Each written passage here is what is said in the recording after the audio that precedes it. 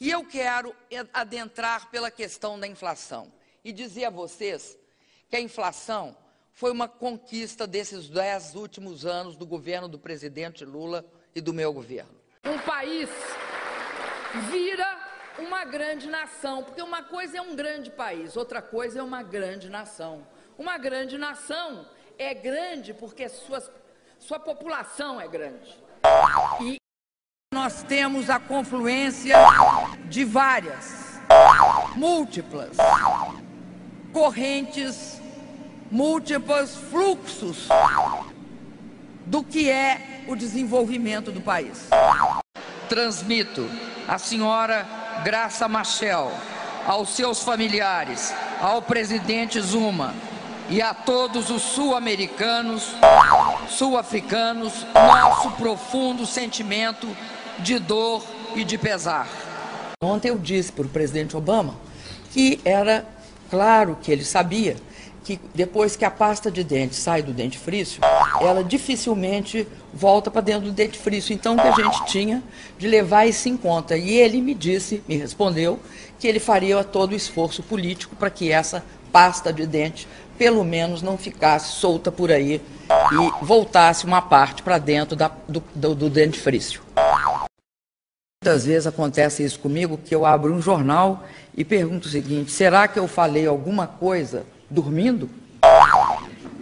Porque só isso pode explicar algumas atribuições do que eu penso. Eu não penso. Em Portugal, de onde eu acabei de vir, o desemprego beira 20%, ou seja, 1 em cada 4 portugueses estão desempregados. E eles vêm dizer que o Brasil é um país em situação difícil. Sempre acendeu todas as esperanças que nós temos ao ver a possibilidade de um empreendimento não usual, não comum, revolucionário.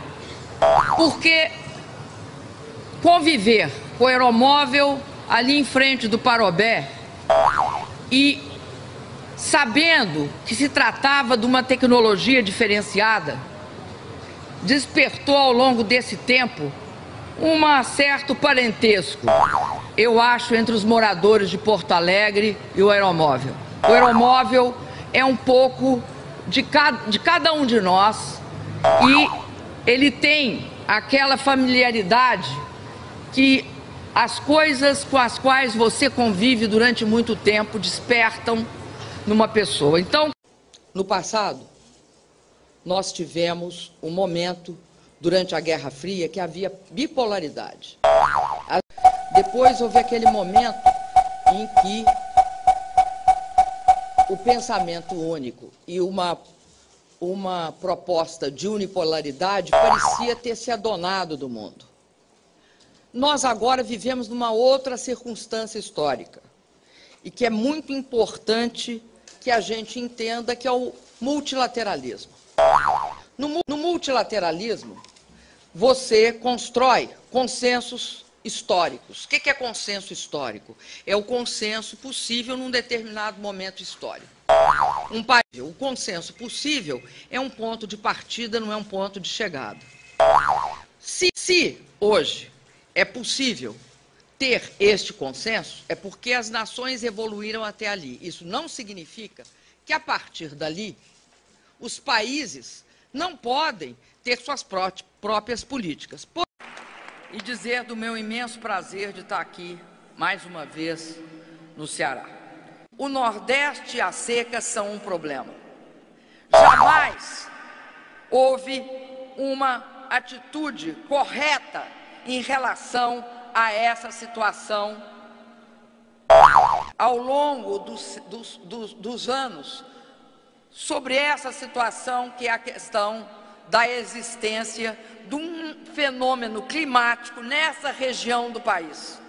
E de um lado é um desafio e de outro é um direito do cidadão que aqui veio, aqui povoou e aqui não só fez tudo isso, mas inaugurou o Brasil.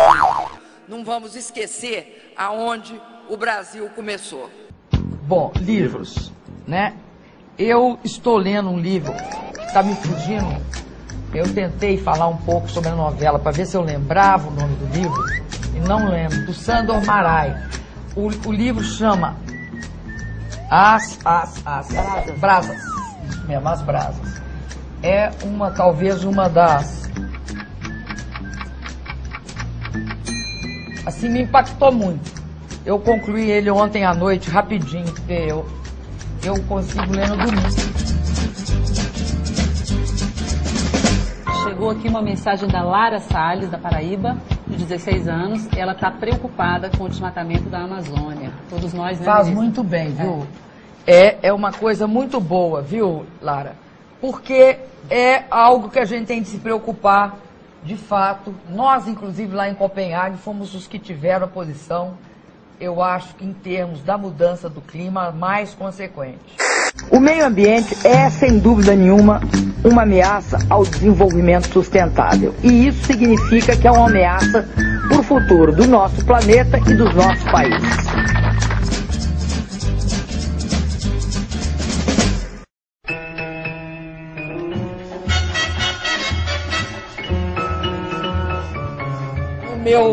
No meu chinelo da minha humildade, eu gostaria muito de ver o Neymar e o Ganso, porque eu acho que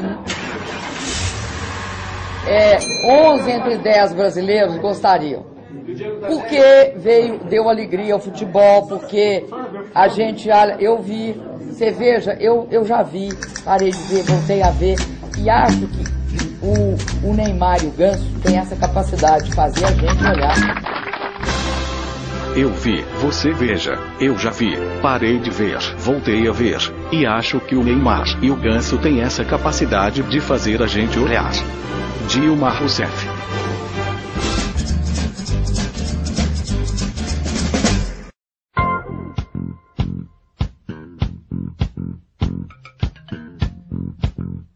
A única área que eu acho que ela vai exigir muita atenção nossa, e aí eu já aventei a hipótese de até criar um ministério, é na área. Que letra D de dado? Eu diria assim, como uma espécie de analogia com o que acontece na área agrícola. A única área que eu acho que vai exigir muita atenção nossa, e aí, eu já aventei a hipótese de até criar um ministério, é na área D. Na área, eu diria assim, como uma espécie de analogia com o que acontece na área agrícola. Dilma Rousseff.